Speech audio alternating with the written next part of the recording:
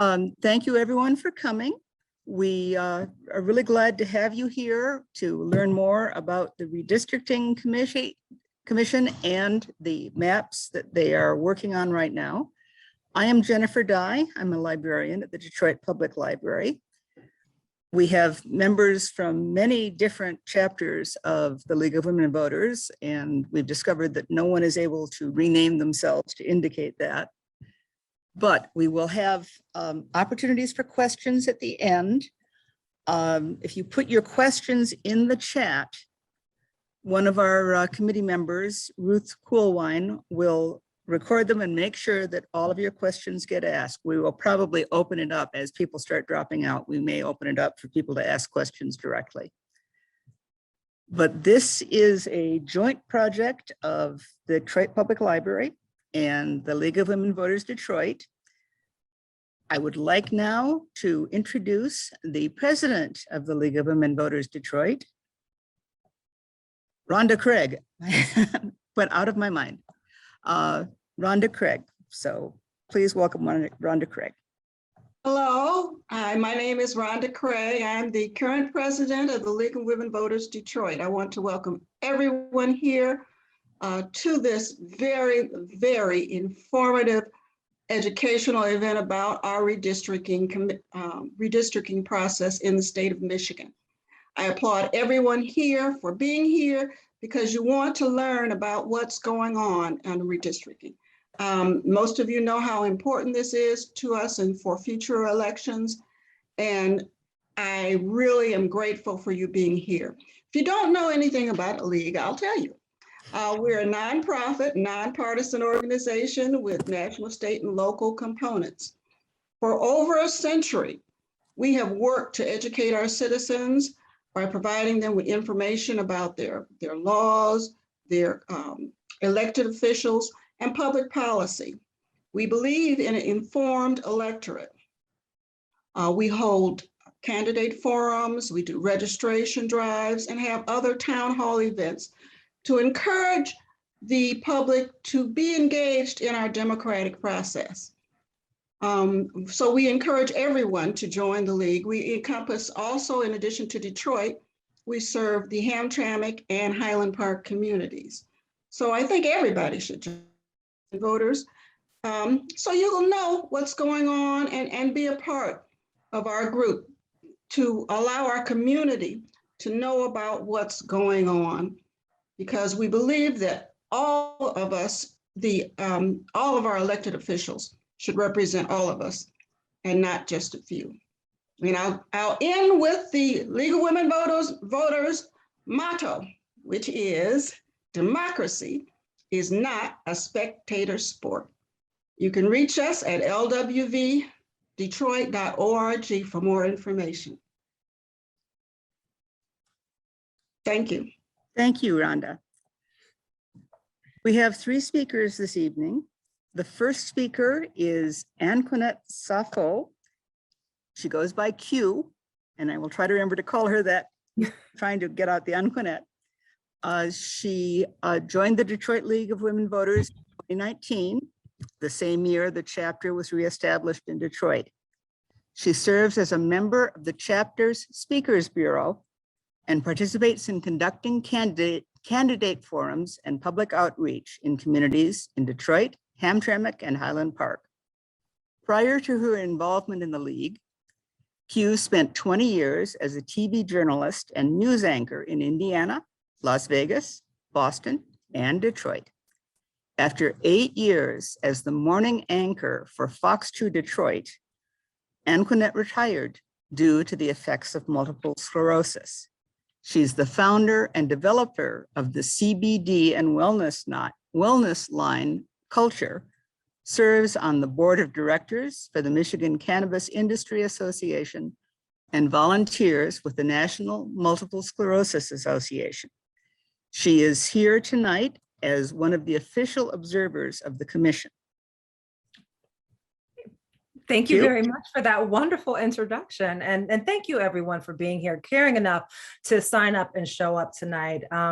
I joined the League of Women Voters Detroit a few years ago, as Ms. Dye said, mainly because I wanted to continue to be involved, show my civic responsibility.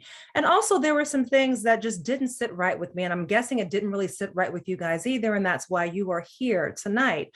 I live in Farmington Hills, and I felt that it was really strange that Farmington, which is right down the street, is not in my district. But Grosse Pointe, which is 30 minutes away, is in my district. And so it turns out that I live in the most gerrymandered district in the country.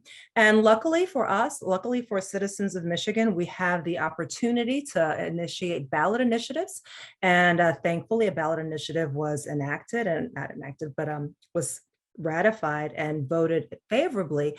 And now we have this task in the state to redraw our districts in a manner that is a bit more fair, a bit less partisan, and has the input of people who live in these communities. So I want to thank you for being a part of this process. As Ms. Dye mentioned, I am one of the official observers with the League of Women Voters, and for almost the last year, we have been watching every single minute of these hearings. They are fascinating and very important. And you can see that the commission is definitely trying to do their job in a fair and nonpartisan manner.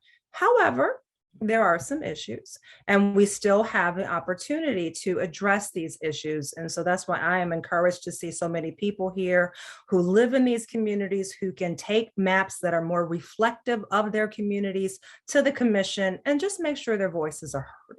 So thank you again for being here. As our president mentioned, we are always looking for a few good people of all sexes. You don't have to be a woman to join the League of Women Voters. So please join us and continue our mission to defend democracy. We believe that everyone's voice matters and everyone's voice should be heard. And so this is a part of it. And thank you for being a part of it. And I will send things back over to Ms. Dye.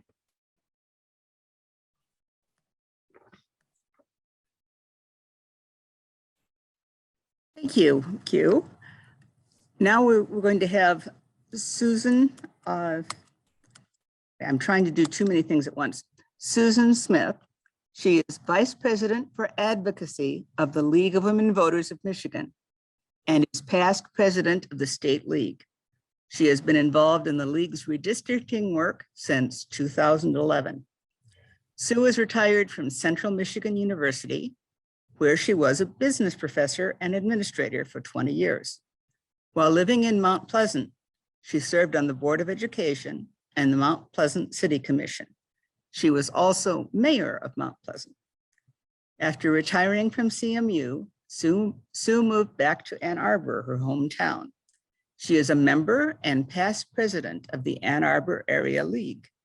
A mother of 3 children, she has 5 grandchildren. She will be presenting the report and some sample maps, this area of Wayne County. Thank you, Jennifer, and welcome everyone. It's great to have you here this evening. I see some familiar faces, and that's always a pleasure, especially, and I look forward to hearing from the rest of you.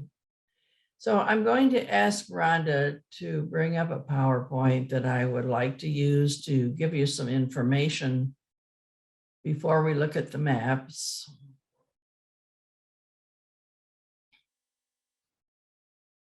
That's great, thank you.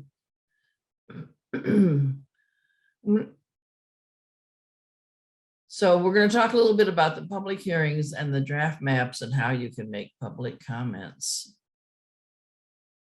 Next.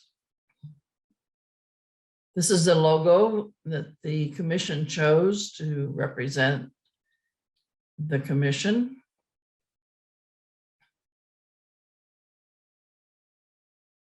The Michigan Independent Citizens Redistricting Commission, also known as the MICRC, was created by a constitutional amendment back in 2000 pardon me, 2018, as Q mentioned. And there are a number of important topics included in the constitutional amendment. Talks about how the commission is selected, what measures there have to be for transparency, and of course it has to follow the State Open Meetings Act, what the charge of the commission is, what the prioritized criteria for drawing maps are, the fact there have to be public hearings, and that there's a 45-day public comment period on the proposed final maps. Next.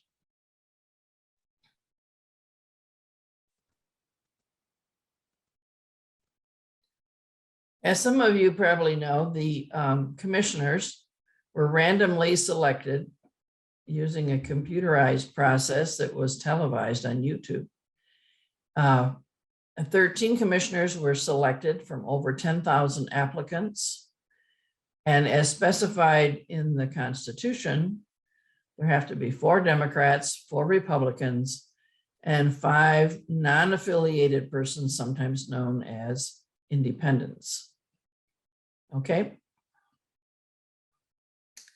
The Democrats are Juanita Curry of Detroit, Brittany Kellum, also from Detroit, MC Rothhorn from Lansing, and Dustin Witches from Ypsilanti.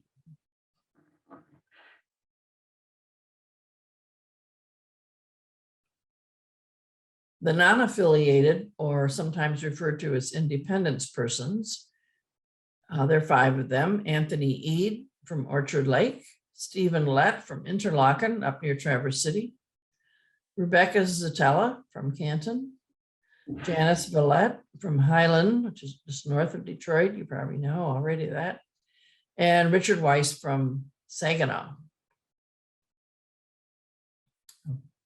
The Republicans, 4 of them: Doug Clark from Rochester Hills, Rhonda Lang from Reed City, a rural area in northern Michigan, Cynthia Orton from Battle Creek, and Aaron Wagner from Charlotte. The commission hired some staff to help them with their work. The executive director is Sue Ann Hammersmith, who actually lives in Lenawee County. General Counsel Julianne Pastula is from the Detroit area. And the communications and outreach director, Edward Woods III, is from Lansing.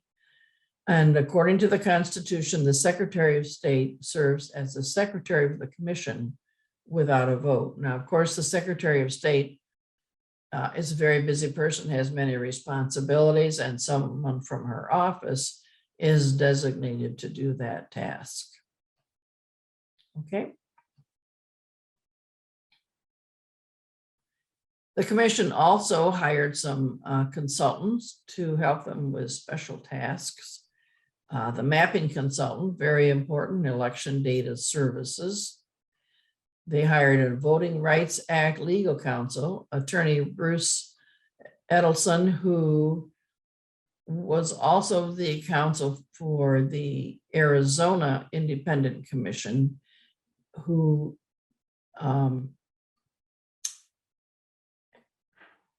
and Bruce Edelson defended their maps in the Supreme Court successfully. They have a partisan fairness analyst, Dr. Lisa Handley, who is a nationally known expert on use of partisan fairness measures, which I will talk more about a little bit later. And then they hired a litigation counsel, Baker Hostetler. They've already been sued over the delay in because of the census data being late. Of course, they were not able to meet the deadline in the Constitution. And then they have a local counsel as well, Fink Bressick. So those are their commission consultants. Okay. And these are pictures taken of the commission members and the staff while they are on Zoom. And if you've been watching the Zoom meetings, the way Q and I have, I'm sure some of these people and their pictures look familiar. Okay.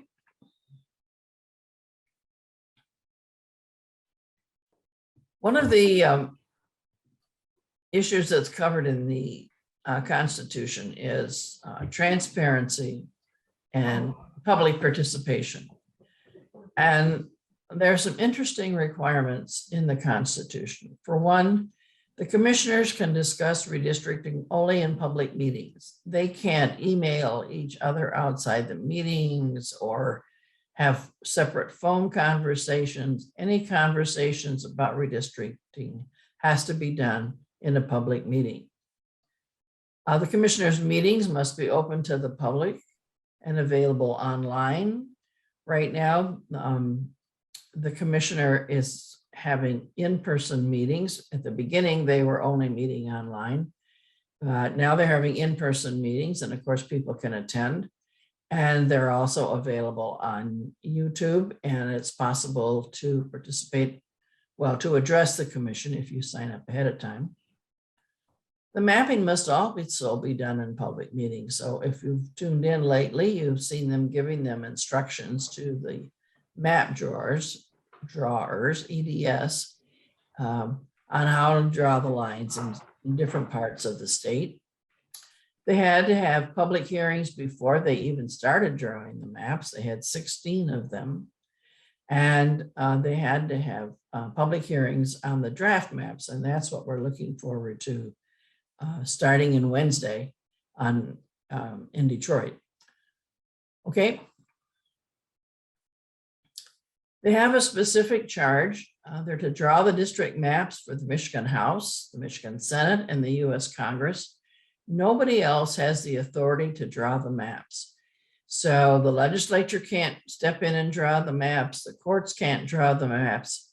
If for any reason, one of their maps is successfully challenged in the courts, the Supreme Court would simply ask them to redraw the map under whatever conditions the court might require, but the court itself does not have the authority to draw the maps. Okay. As I mentioned, there are some prioritized criteria in how the commission has to draw the maps.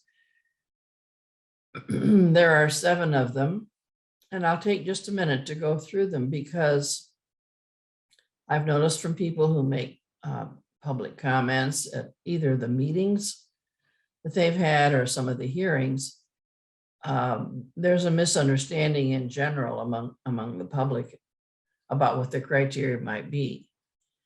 First of all, of course, there's a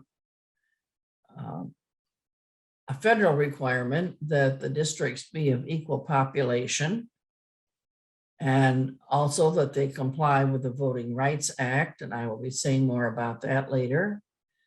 They have to be geographically contiguous. You can't have different parts of a district throughout the state. They have to be connected.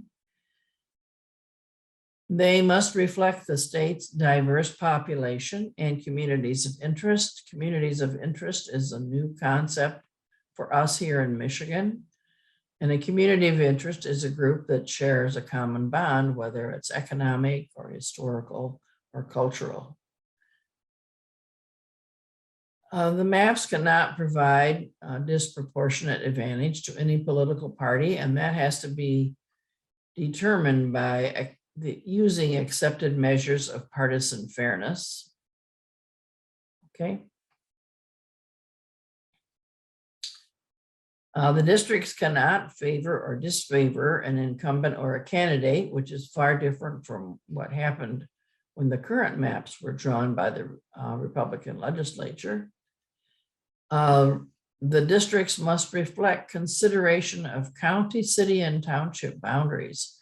Again, this is a big departure from the way district maps used to be drawn. In the past, there was a state law that said you couldn't cross county, city, or township boundaries. That is no longer the case, and You can see it's way down on the list of criteria. It's number 6 in terms of reflecting consideration of the boundaries of county, city, and townships. So municipalities no longer have to be kept together. And then last, they shall be reasonably compact. Again, I've heard a lot of comments at the public hearings and at the public meetings, people asking that the districts be compact. And I suppose that's a reaction to the images we used to see before the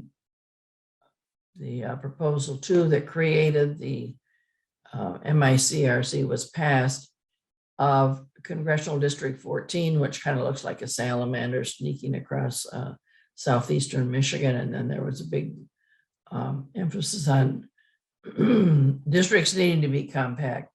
Well, sometimes by the time you meet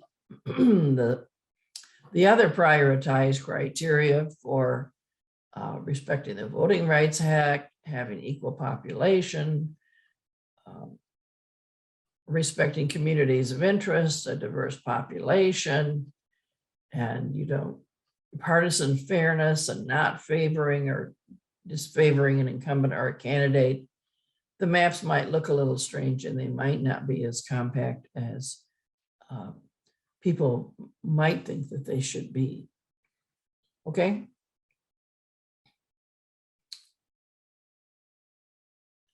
So one of the things we're interested in is encouraging people to make public comments at public hearings. And the first one is Wednesday in Detroit at the TCF Center. You can address the commission in person. And if you want to do that, you have to sign up by 7 o'clock at the public hearing site. And there is a 90-second time limit. Now, that is just the time that you're talking. If you ask for them to pull up a map, the time it takes them to pull up a map doesn't count in your 90 seconds, but still, the first public hearings round, it was 2 minutes. And so now people have to really be focused what they're going to say in order to cover it in the 60 or the 90-second time limit. If you don't want to go to the public hearing, you can participate either virtually or using your computer, or you can call in on your phone, but you have to sign up by 3 o'clock on the day of the public hearing. And how to do that is in the public notice that is posted on the MICRC website.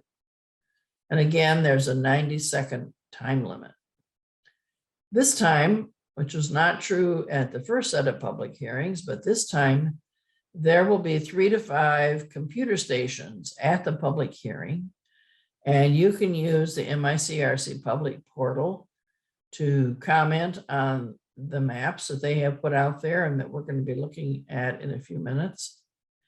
Or you can talk about your own map if you have a map you want the commission to consider. And there will be volunteers there at the computers to help you do that. Okay. So at each of the public hearings, the doors will open at 12:30. It will be an opportunity then for people who want to speak at the public hearing to sign up. Remember, you have to do that by 7 o'clock. The public hearing itself will last from 1 to 3:30, and then there'll be a recess. And then at 4:30, the doors will open again. And then again, you have an opportunity to sign up to speak. And the evening public hearing will last from 5 until 8. And the public hearing is required by the Open Meetings Act to continue until everyone who was signed up by 7 o'clock has been heard, even if it goes on until 3 in the morning. Okay, the next slide, please. Here are the places where the public hearings will be. Now, originally they had 9 because they wanted to offer people more opportunities for in-person comments. But as the commission was working on the maps, they realized that in order to do a good job, they needed more time to work on the maps. And so they eliminated the first of 3 weeks of their public hearings and rearranged the schedule and ended up with these 5. The first Wednesday in Detroit, Thursday in Lansing, Friday in Grand Rapids, and then the next week, Monday in Gaylord, and Tuesday in Flint. And if you want more information, you can go to their website, michigan.gov/MICRC. Okay, the next. Here are some suggestions if you decide we want to make a comment on the public hearing, either in person or virtually or on the phone. Of course, you'll want to state your name and where you live. And if you're representing an organization, you would state that. If you want to show a map at the hearing, maybe you submitted a map through the public portal, you need to state the ID number of the map. If you put a map through the public portal, you'll be assigned an ID number. So you need to write that down so that when you get to the hearing, you can tell the folks which map you want to talk about, and you need to identify it by its ID number so that EDS can pull it up and show it on the big screen. And then you would describe the rationale for your map. If you decide you want to comment on one of the MICRC's draft maps, you would need to state the code name. And the draft maps that the MICRC approved, the 10 draft maps that are on the website that I'm going to talk about in a few minutes, have all been assigned a code name. And the code name is the name of a Michigan tree, like pine or elm or oak or something like that, which makes it much easier to identify. And then you thank them. But again, you have 90 seconds. And if you're going to need more time than that, then you should put your comments into the public portal. Okay. Again, here are the prioritized criteria. And so when you're thinking about whether or not you like the maps that we're going to look at in a minute, you need to remember that the commission has to draw these maps using these criteria. And if they don't, they're going to be sued in court. So there's really nothing they can do about it. It has to be followed in this order: equal population, comply with the Voting Rights Act, geographically continuous, reflect the state's diverse population and communities of interest, not provide disproportionate advantage to any political party, not favor or disfavor an incumbent or a candidate, and only consider county, city, and township boundaries. And then last, be reasonably compact. Okay. So how's this all going to turn out, and when does it end? This is the remaining timeline for approving the maps. On November 5th, they have to vote on the draft proposed maps. It takes a majority vote. They can have multiple maps. But they have to do that on November 5th. And of course, that will be after the public hearing. So they have plenty of time to adjust the maps that they have posted right now to what they want to actually publish on November 14th. This is all in the Constitution. There's a 45-day comment period. Now, after November 14th, they can't change the boundaries of the maps. That's why they need to have multiple maps. So there's a 45-day comment period, and the public can address the commission and say, well, I think that map A is better than map B, and that's the one you should adopt for the Senate, or so forth. But it doesn't do any good to say, I want you to draw the line differently. They can't do that after November 14th. Then on December 30th, they will vote to adopt the final maps. And that requires a majority vote, and that has to include at least 2 Republicans, 2 Democrats, and 2 non-affiliated. Okay. Now, in order to see the draft proposed maps that are going to be available for public comment during the public hearings, you can go to the MICRC website. And again, here's the website address. Easy to remember, michigan.gov/MICRC. And right at the beginning, you'll see a button that says proposed maps. Just click on that and you'll see a list of the maps. And then you click on My Redistricting to the right of the desired map to see the map that you're interested in. So let's see what that looks like. Okay. All right, here's the list. And I know it's hard to see, but if you go to that website and click on that button that I was telling you about, you'll see this list will come up. And over on the left, you see whether it's a House map. The first 3 are blue, and those are Senate maps. And then there are 3 yellow House maps. And then there are actually 5 green congressional maps, but you see the asterisk there on Birch and Cedar. They actually are the same. So there's really 4 different maps. And then it lists a column with all the codes. As I mentioned, names of Michigan trees, elm, cherry, so forth, down the list. And then you'll see a number of columns under a green heading called Partisan Fairness.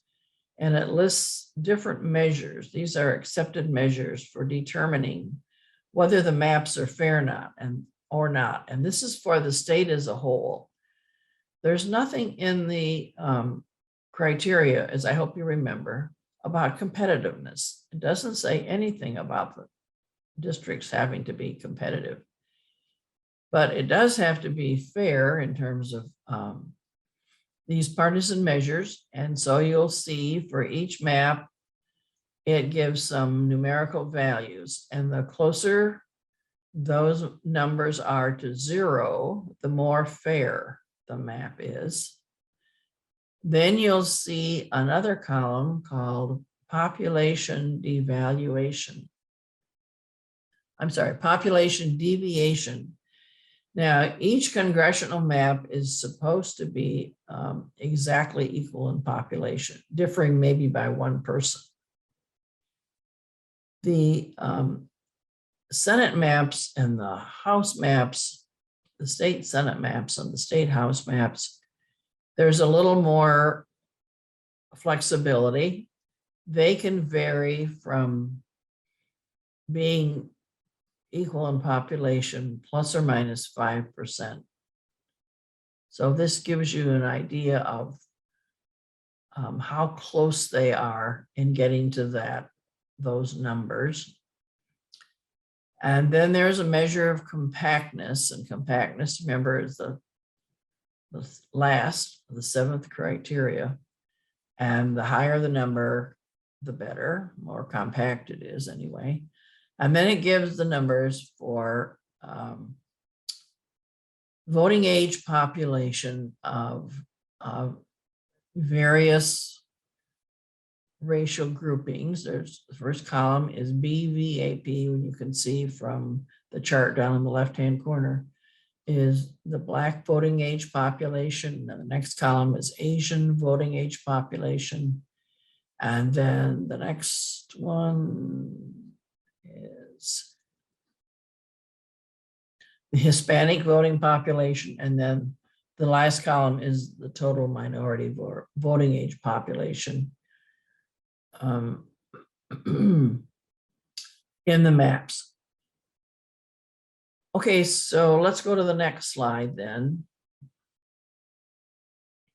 And here again, are the criteria that you might want to think about as you evaluate these maps. The partisan measures I mentioned should be as close to 0 as possible.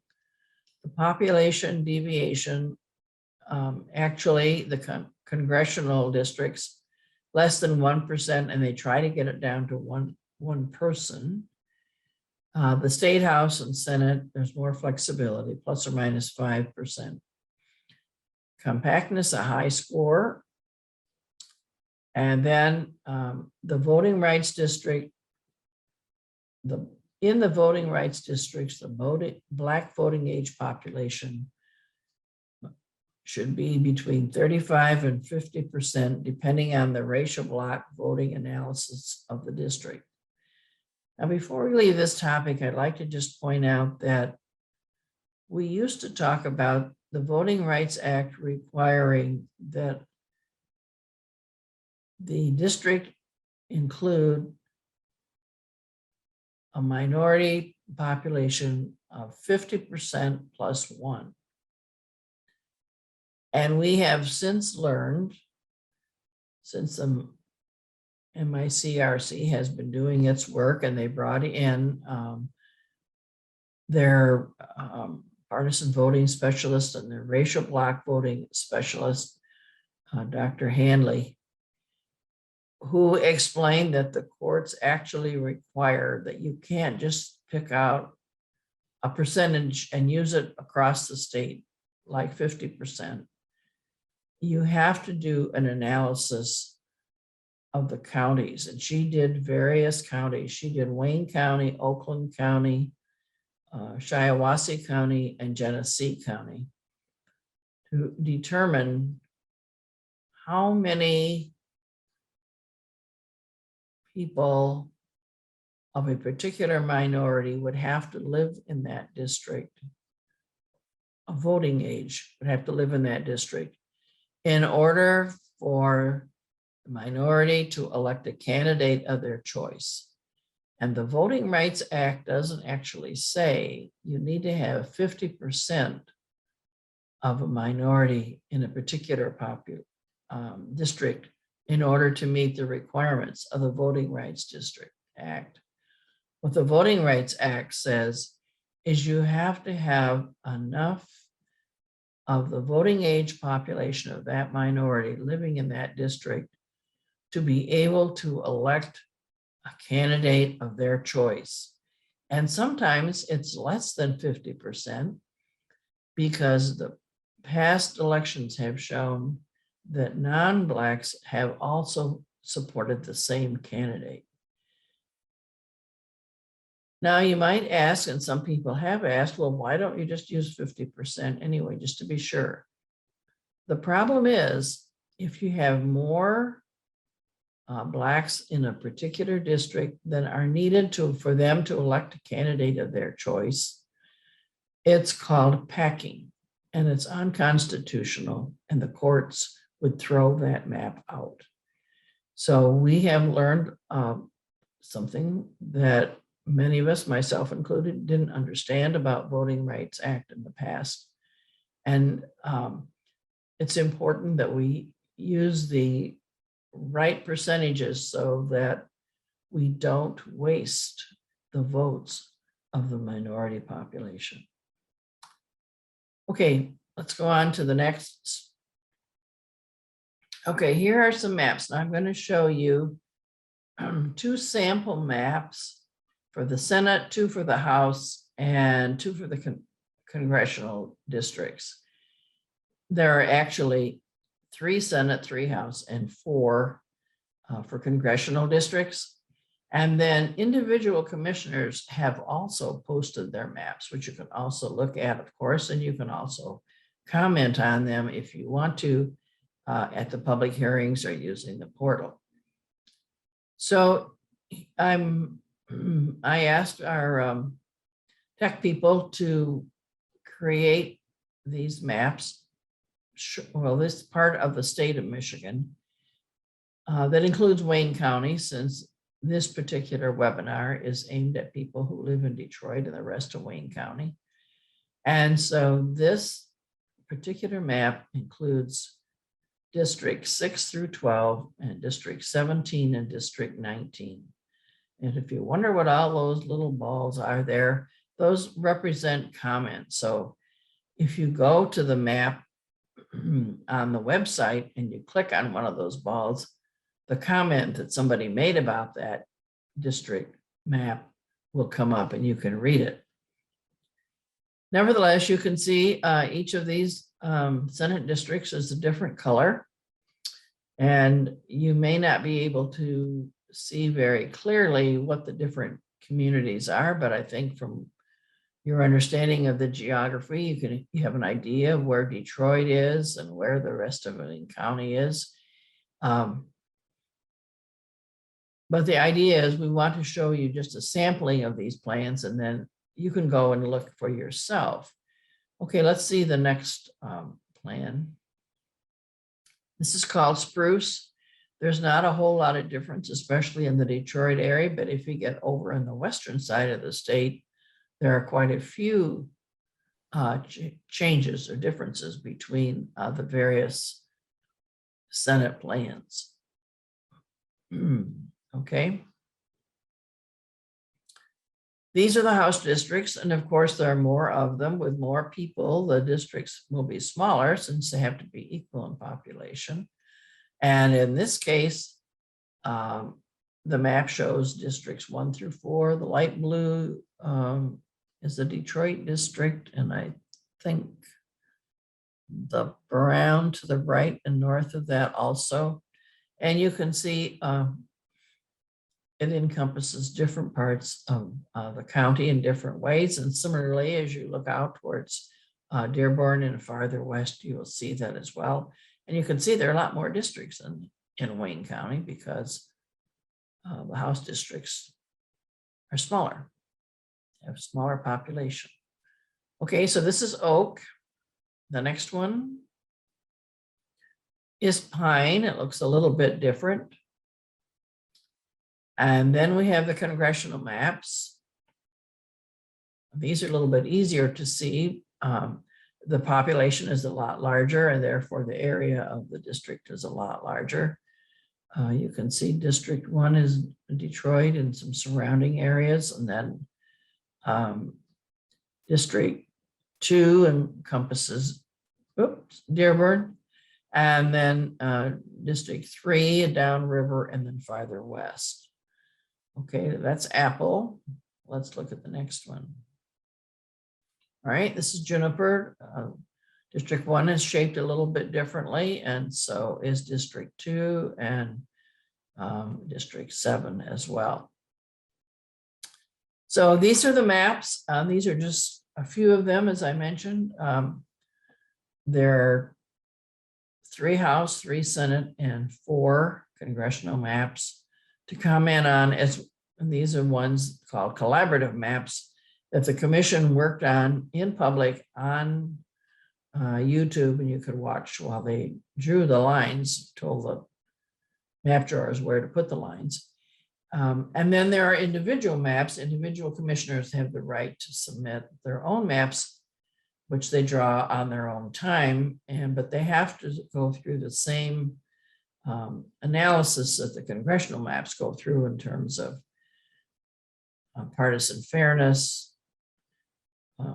compactness, population deviation, and the percent of the district made up by different minority populations, so that you can compare them. Okay, I think that's probably the last map. So maybe we could go back, Rhonda, to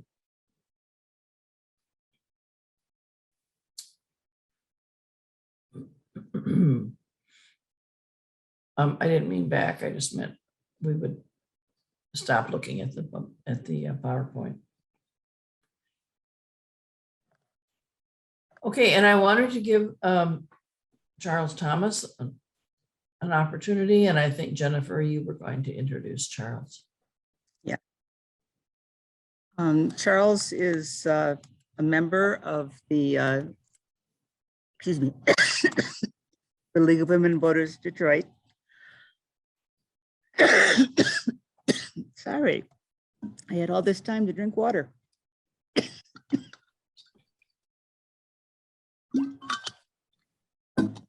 He did not give me a detailed bio, but he is a volunteer with ACLU People Power Southfield. And he is a member of the League of Women Voters Detroit. He is on their Speakers Bureau.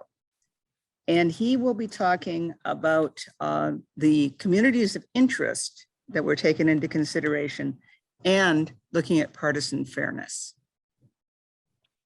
Good evening, everyone, and not to worry, Jennifer, I get a little choked up every time I think about presenting, especially when my name is involved. But with that said, I want to start off by just piggybacking a little bit on what Susan has said about the VRA, which is to say, when that 50+1 conversation and the packing included in the VRA Voting Rights Amendment, or Voting Rights Act thought, as it springs from the 14th and 15th Amendment of the Constitution, is the equal protection language, which is also where you get the one person, one vote. And what that includes is the fact that my vote should not be diluted. It should hold the same power as everyone else's vote. So that, again, goes back to what Susan was saying, which is why this analysis has to be done and to make a clear and true determination of what exactly is needed so that my vote still holds the equal weight of everyone else's vote. Now, when it comes to communities of interest and where we are in the process right now, let me say to the maps that have been drawn up, the draft maps by the Citizens Redistricting Commission, those maps have been scored. The analysis have been done on those maps, and I just, well, I hope that everyone takes the time to go out and take a look at the analysis that have been done on these maps, which includes the numbers of communities of interest that had to be cut in order to draw these maps. But also in that analysis, what we see are projections. And the reason why I'm bringing that up is because when we talk about communities of interest, it was very important that each community had the ability to express their feeling about where they should be placed in the entirety of the map, or who should be with who, where I should be, or who I should be connected with, who I should not be, or who I shouldn't be disconnected from. But when you get to this point in the process, what it really demands of us to do is to pan out. Whereas for communities of interest, you pan in on specific small clumps of territory. When you get to this point, the reality is that the state becomes of interest. And so when I think in terms of my community of interest, I have to think in terms of representation. Am I going to be getting fair representation at the legislature and the US congressional level of representation? And therefore, it becomes a much larger issue. It becomes whether or not I am going to be represented properly at the state level and at the US congressional level. I hope that makes sense to everybody. But so when it comes to my community of interest, there will be some that have been cut. But I just implore everyone to take the time and look at the entire map and see where it leaves me when it comes to representation at the legislative levels, because that is what truly determines whether or not my community gets the representation that it's due. Now, I hope that made sense to everyone. If it didn't, I certainly take your questions, but I want you all to take the time to go back and look at the analysis and scores that have been done for the entire state, because again, it is the persons that occupy the seats in the total numbers that will determine whether or not your community actually gets the representation that it deserves.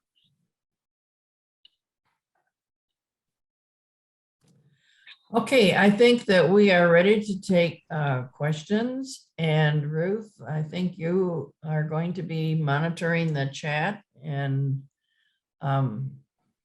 asking the question of whomever you think is should be answering it. Yeah. This question, I think, goes to you, Sue. There's a wondering about the calculations shown on that spreadsheet, and if those are the only criteria by which fairness can be judged, or if there are other criteria that they're looking at or could look at it. Well, there are a number of measures of fairness. The ones that they use then that are listed in that chart are ones recommended by Dr. Hanley, who has done a lot of this work. And as I mentioned, I think she's a national expert. And so they took her advice and chose the three that you see are listed there. Okay, but it's not limited within the law that's what they should be looking at. It's true, but the courts have accepted the three that the MICRC is using, and so that's why they chose to use those, because they recognize that they're probably going to have to defend their maps in court, and so they wanted to use those that the court recognizes as legitimate ways to measure partisan fairness. And I just want to emphasize that partisan fairness is based on the state map as a whole. Any one district is likely or could be more in favor of the Republicans or more in favor of the Democrats. But the question is, if you look at the state as a whole, given how people vote for statewide offices, is the percent of those who vote Democratic versus those who vote Republican reflected in the seats that are actually won, is another way of thinking about it. This is another question for you, Sue. If the MICRC end their meeting early, is it a possibility that the public hearing will start early?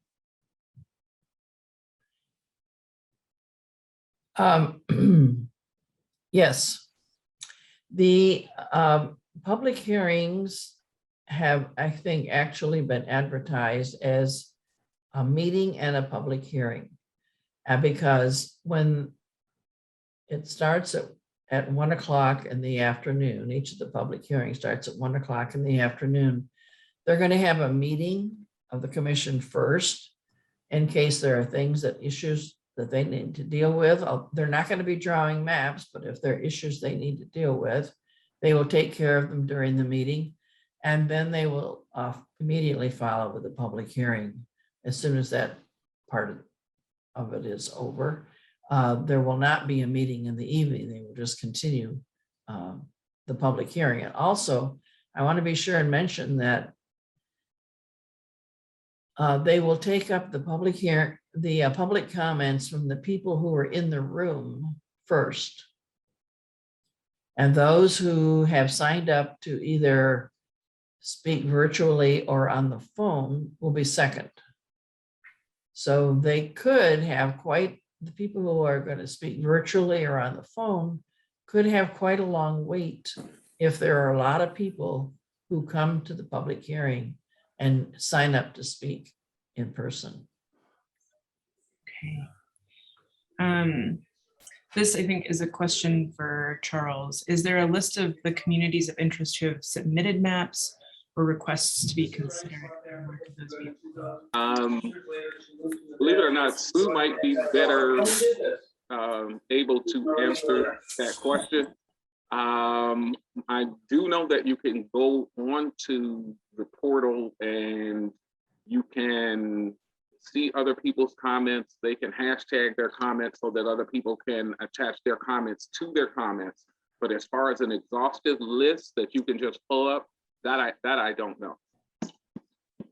I don't know of that either, but for example, if you were interested in the communities of interest that have been submitted for Wayne County, you could use Wayne County as a hashtag, and all of the maps, you know, that were tagged with Wayne County, there'd be a list of them, and then you could look at those. Or if you were interested in Dearborn, for example, or Grosse Pointe, you could do the same thing, and it would be more focused. Yeah, and the only problem with that is again, you can name your map anything. So that, because I did You can. Yeah, and You can, but we also ask people to, you know, you can put multiple tags on it, to also put a geographic tag on it, so that people could find it. I will ask that question, Cheryl, of somebody at the Secretary of State and see if that is something that's available. And I'll get back to you. There's a follow-up question for Sue about the calculations and the criteria of fairness, about how one might learn more about those calculations, how they're made, what the definitions of those are. That's a very, very good question. And when Dr. Hanley made her presentation in August, I believe it was August 6th, the materials that she provided to the commission are actually on the website associated with that date. So if you go to the website, you'll see one of the categories that you can click on is meetings and materials. And when you do that, you just go back through the calendar there, you know, in order in which they occurred to August 6th, then you will see Dr. Hanley's report when she discusses each of those measures of fairness, those partisan measures of fairness, and gives definitions and so forth and so forth. I think that's quite thorough and would be quite helpful to somebody who wanted to find out more about it. And then there's also a follow-up about the meeting. Is the meeting that starts the day going to follow the typical agenda and then proceed into the public hearing, or will there, so that public comments will begin the meeting, or? Oh, that's a very good question. I don't believe that they will take public comments at the beginning, because what they want to do is to just deal with whatever items they have to in terms of a business meeting, if they're taking all the public comments at the end as part of the public hearing. Okay. And right now, that's all we've got. Maybe we should open it up to the group. Okay. Yes, Okay. if someone would like to ask a question, you can go under more. No, actually, you go under reactions and you can raise your hand and then we'll call on you, rather than having multiple people trying to talk at once. Does someone have a question you'd like to ask directly?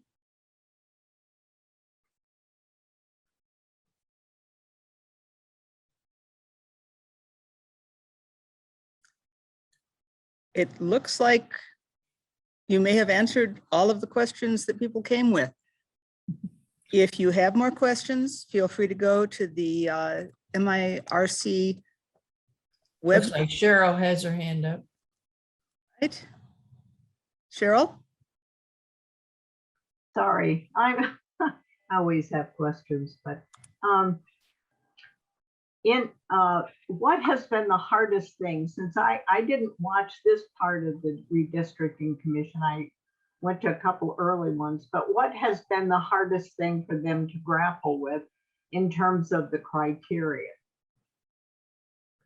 I would say the communities of interest, because it's hard to, well, there were so many, for one thing, lots and lots of communities of interest were entered into the portal.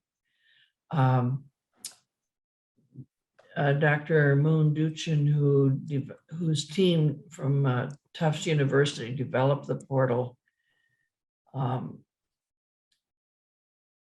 develop some categories that to try to help the commission. And so then they would have them organized partly by different parts of the state.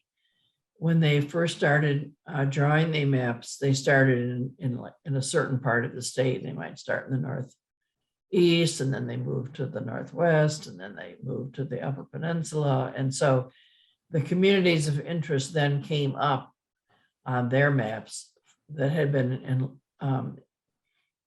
entered into the portal. So that was helpful, but still it's a lot to keep track of. And then of course, people spoke at all the different public hearings as well. And many times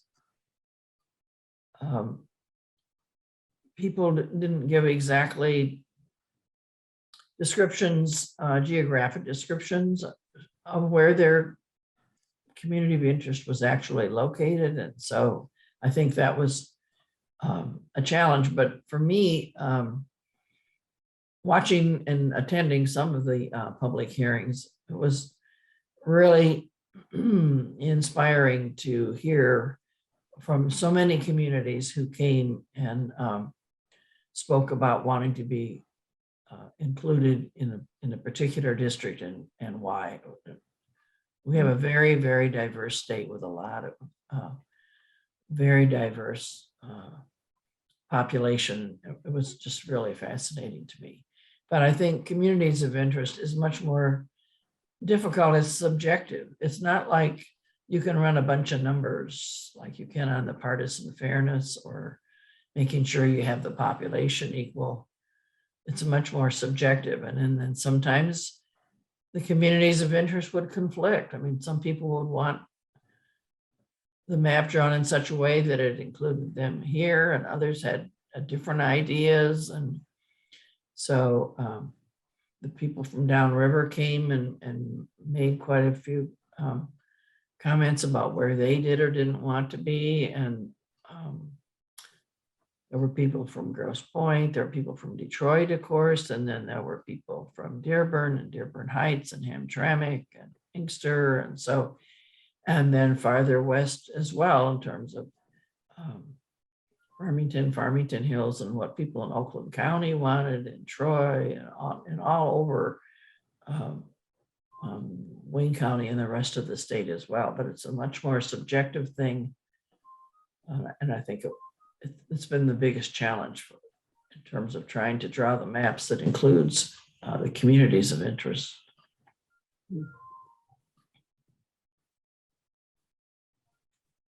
Thank you, Sue. And thank you, Charles. Q had to leave for another meeting. Are there any more questions before we close out? Looks like Charles might have one, but I also have one. Mine wasn't a question. It was more just a comment before we get off of this meeting. And that is, it was said at the beginning, and I just want to kind of reiterate it and hopefully reinforce it, that you know how important this really is.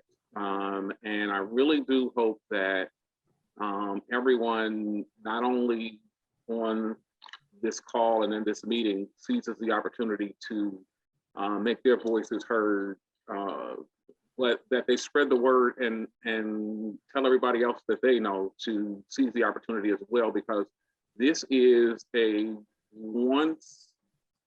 first time opportunity to have our voices heard, and it is also a 1 in 10-year opportunity.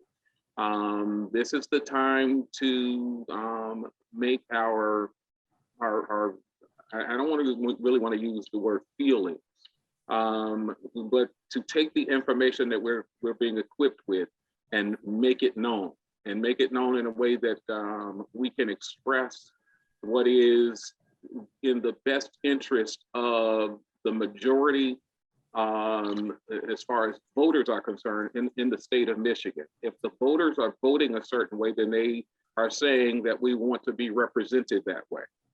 And again, this is a once in 10 year, first time in a lifetime, once in 10 year opportunity that we have. And I really, really, really hope and pray that we take advantage of it and get the kind of representation that we say that we really want. I mean, the voters are the ones that, well, they work for us. And so we should be represented in the way that we state by our votes that we want to be represented. Yes, in order to do that, it's really important, I think, to go to the website and get a better look at the map. We just gave you a sample. I'm sure you're probably frustrated not being able to figure out, well, where's my town and what district am I in and so forth. You just have to go to the website where you can zoom in on an area of the state that you're especially interested in, and let the commission know in one way or another what you think of how the map is drawn, what district you're in, and what that means.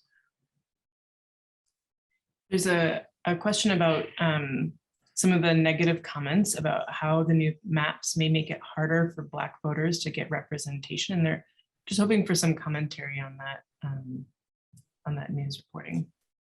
Well, I'd be glad to speak to that. And Charles referred to it earlier, and so maybe he would like to speak to it also. But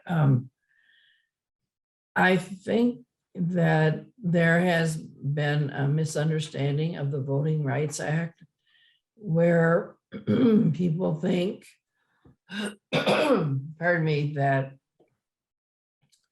in order to elect a candidate of their choice, the minority needs to have 50% of the persons in a particular district. And on the face of it, that does seem what it would be, but in reality, non-minority persons sometimes also vote for the very same candidate that the minority would like to have. And so it doesn't require 50% in order to get a candidate of the minority's choice. It only requires less than 50% sometimes if the non-minority population votes in a block for the same candidate as the minority population prefers. And so to put more people in a particular district, more minorities in a particular district than are necessary for them to elect a candidate of their choice means a waste of votes. That by putting more people, more minorities in a particular district than are needed to elect a candidate of their choice, those extra people their votes are wasted. If they were in another district, they could elect someone else of their choice. Now, if you think of the 14th, for example, as it currently exists, the Congressional District 14, over 80%, it's over 80% African-American. That is a packed district.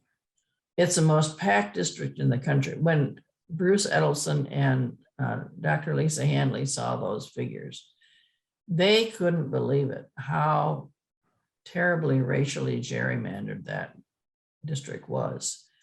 And half the people who lived in that district were disenfranchised because their votes weren't needed to elect a candidate of their choice. They should have made 2 districts out of that 14th district. And those people could have had 2 state reps or 2 Congress people in this case, because it's a congressional district. So they got ripped off. And a lot of people are now realizing they got ripped off, and now they're afraid they're going to get ripped off again. And so when they see that the population of the minority, in this case, the Black voting age population, is less than 50%, they think they're getting ripped off again. But we know from the work that Dr. Handley did that they're not being ripped off. They're given a chance to elect a person, a candidate of their choice, and their votes are not wasted. And there'll be more VRA districts as a result. And I think that's what Charles was talking about when he said he didn't want his vote diluted. Because in the 14th, Black votes are worth only, each person's vote is worth half as much as it should be. Because half the votes are wasted. So Charles, did you want to say anything about that? Yeah, and it's saying the same thing that you're saying. And the one thing that we have to our advantage is historical data. Go back and look at the numbers. I know in 13 and 14, those were two majority minority districts, and those districts were won by the candidates, both in the range of them taking in about 80% of the votes. Right. And so it's staggering when you look at the way the maps are drawn to pack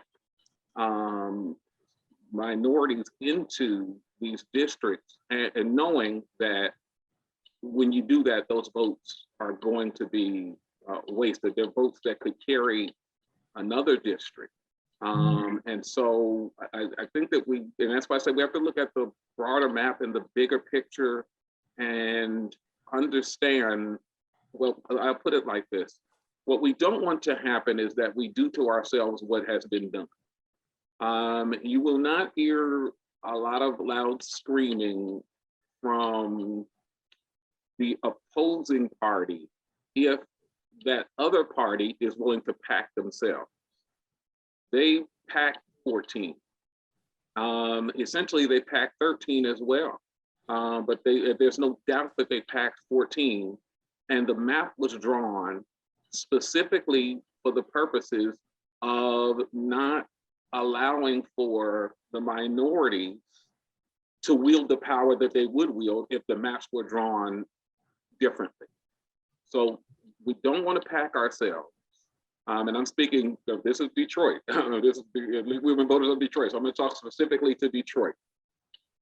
Detroit has so much power when it comes to the entire state.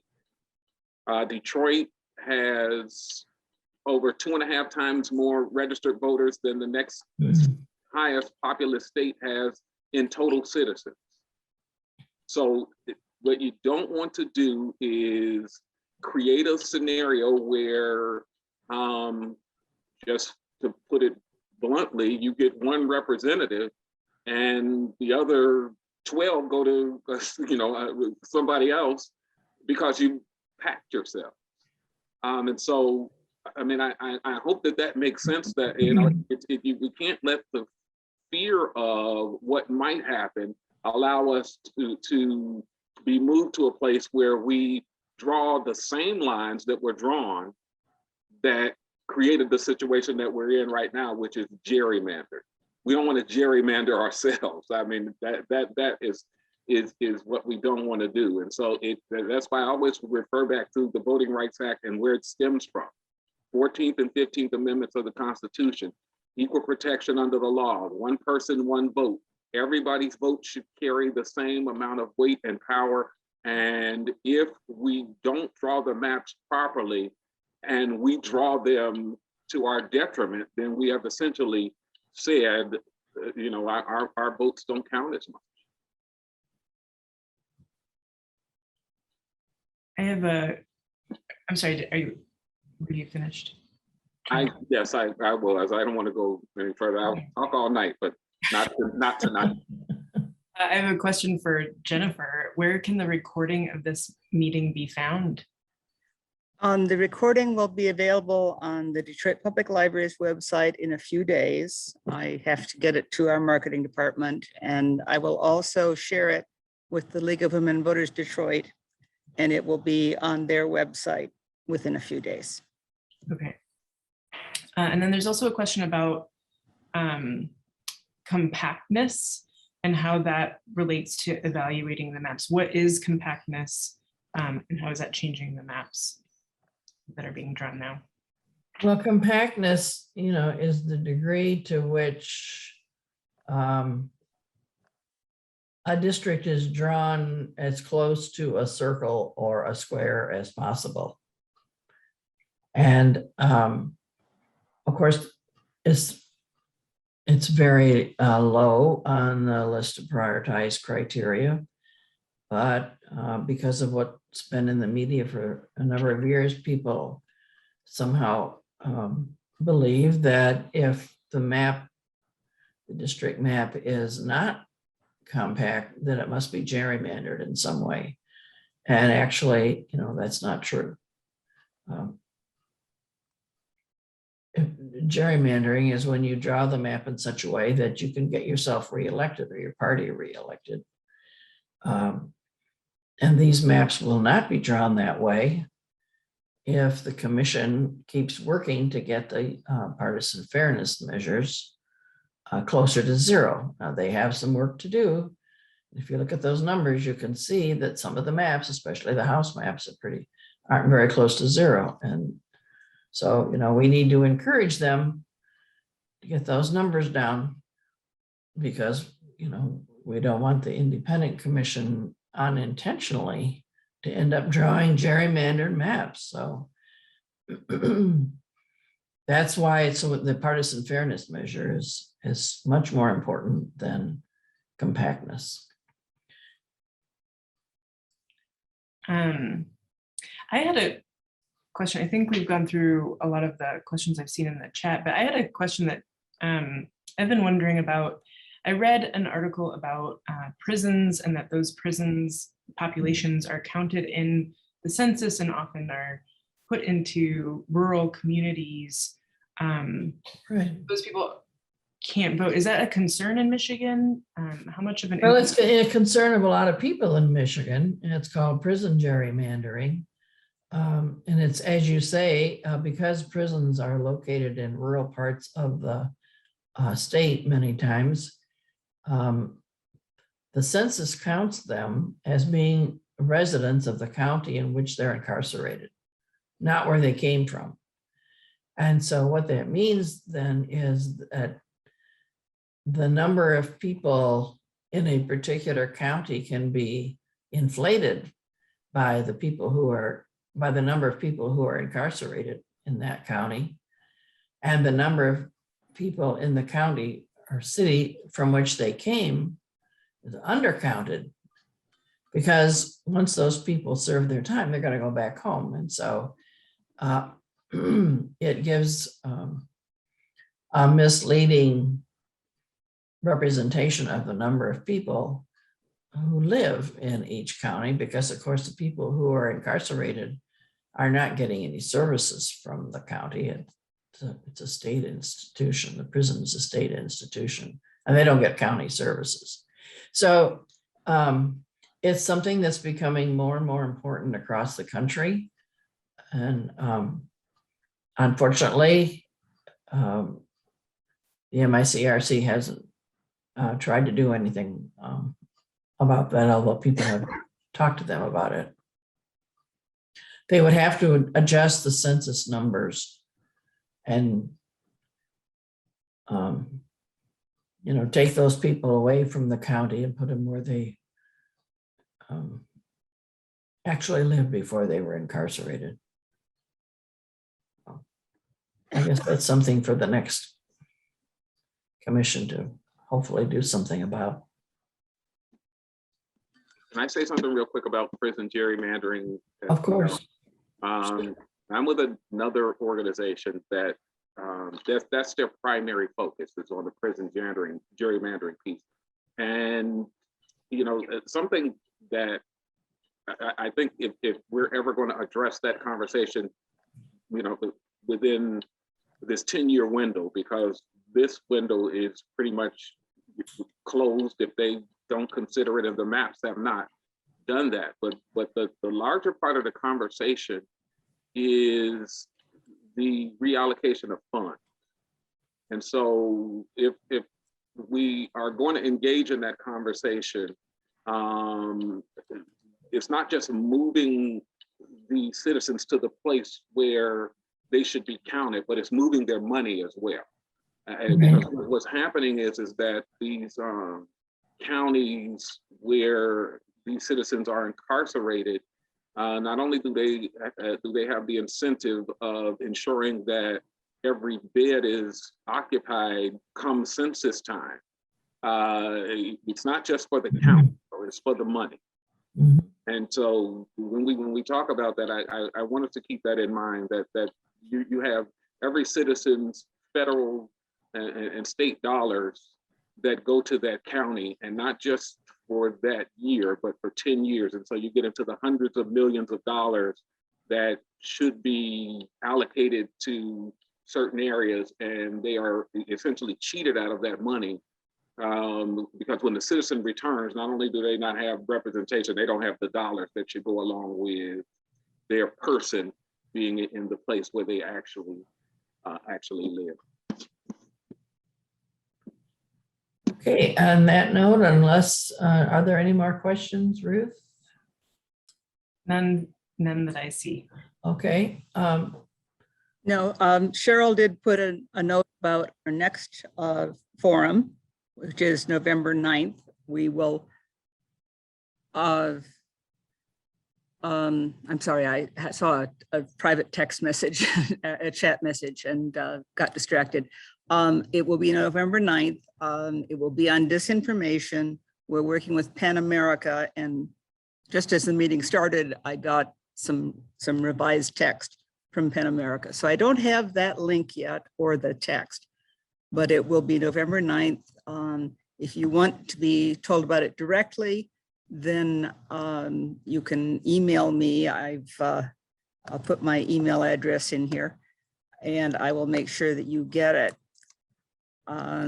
We try to do this monthly. We skip December and part of the summer, but we do try to have something that will help educate voters as a partnership between Detroit Public Library and League of Women Voters Detroit.